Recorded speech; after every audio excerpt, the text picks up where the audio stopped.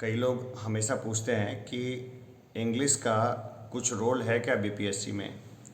तो देखिए, मैं आपको क्लियर बता दूं कि बीपीएससी जो है ना, आप बिना इंग्लिश जाने हुए भी अच्छे से पास कर सकते हैं। फिर भी मैं सब लोगों को ये बोलूँगा कि आपकी इंग्लिश अच्छी होनी चाहिए।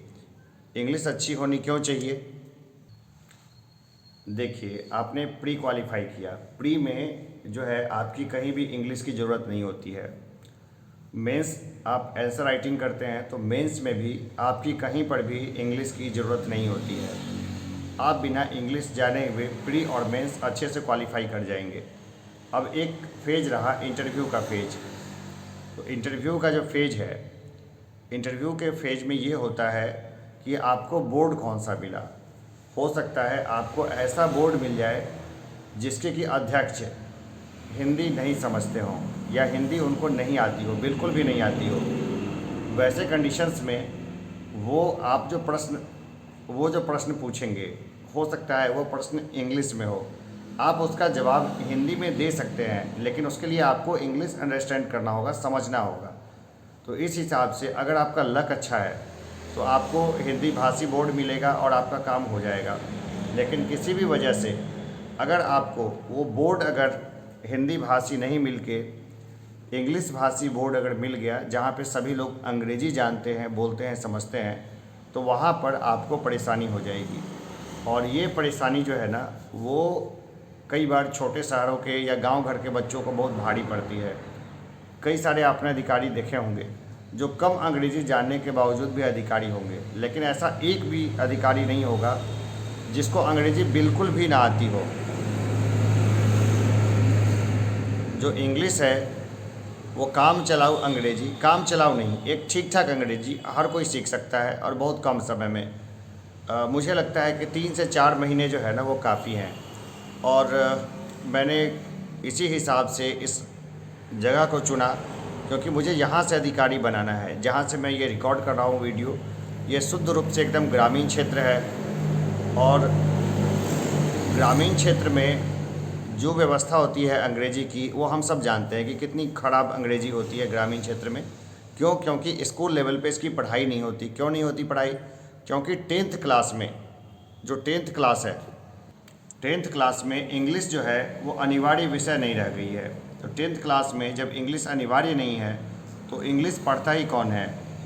और इंग्लिश जो गांव के लोग नहीं पढ़ते हैं, इसका उनको बहुत बड़ा और लंबा नुकसान होता है तब जब वो कॉम्पिटिटिव एग्जामिनेशंस फेस करते हैं। ख़ास करके कोई भी कॉम्पिटिटिव एग्ज़ाम्स जिसमें इंग्लिश है तो वो कर नहीं पाते। और बीपीएससी में अगर लक अच्छा रहा तो हिंदी भाषी भी निकल जाते हैं, अन्यथा अगर इंग्लिश कमज़ोर है तो कहीं ना कहीं वो अटक जाते हैं। इसलिए हमारा ये सेंटर है वो हर तरह की पढ़ाई के साथ साथ इंग्लिश की पढ़ाई को भी सुनिश्चित कराएगा।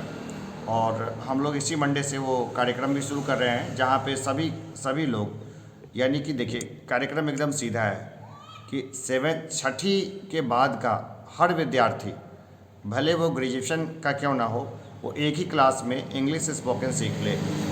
इंग्लिश कम्युनिकेशन का मतलब ये हो गया कि कोई अगर उससे बात करता है तो उसकी बात को अंडरस्टैंड करे और उसका वो जवाब दे दे। तो समझना महत्वपूर्ण है और उसका जवाब देना महत्वपूर्ण है। यहाँ पर मैं शेक्सपियर बनाऊँगा नहीं किसी को, लेकिन मैं इतनी अंग्रेज़ी सिखा दूँगा जिससे लोग जो है ना आपस में कम्युनिकेट कर पाएँ। और ये क्लासेस जो है, मेरी पूरी इच्छा रहेगी कि यूट्यूब पे बिल्कुल फ्री ऑफ कॉस्ट दी जाए। मेरी पूरी जो है ना इसमें वो इच्छा है कि यूट्यूब पे मैं फ्री ऑफ कॉस्ट दूँ ताकि सबका जो है वो भला हो सके। लेकिन किसी कारण से अगर मैं इसको यूट्यूब पे नहीं दे पाया तो इसके नोट्स जो है ना वो मैं सबको ज़रूर उपलब्ध कराऊंगा। लेकिन अच्छा होगा कि सब एक पूरी क्लास जो है ना वो ली जाए। तो ग्रामीण लोग जो आसपास के एरिया के हैं, 6 से लेकर ऊपर क्लास के बच्चे, सबको मैं क्लास दूंगा और साथ में बाकी लोगों को भी यूट्यूब पे मैं क्लास देने की कोशिश करूंगा। यूट्यूब पे है वो कोई प्रश्न नहीं पूछ पाएंगे मेरे से, लेकिन जो क्लास में है वो कम्युनिकेट कर पाएंगे, अपनी बात मेरे तक रख पाएंगे और चलती क्लास में जो है ना इंटरफेरेंस उनका रहेगा। क्योंकि कम्युनिकेशन की क्लास है तो कम्युनिकेशन की क्लास में कम्युनिकेशन भरपूर होगा, सभी को कुछ भी पूछने का हक होगा। तो चलिए, हम लोग मिलते हैं इंग्लिश क्लास में मंडे को। बाकी हम लोग रेगुलर वे में मिलते रहेंगे और मेंस को लेकर के भी मैं क्लासेस जो है वो जल्दी शुरू करने वाला हूँ। हमने स्मार्ट बोर्ड वगैरह सब लगा लिया है तो उसका हम लोग पूरा यूज़ करेंगे। काफ़ी इधर 1 वीक काफ़ी हैक्टिक बीचा।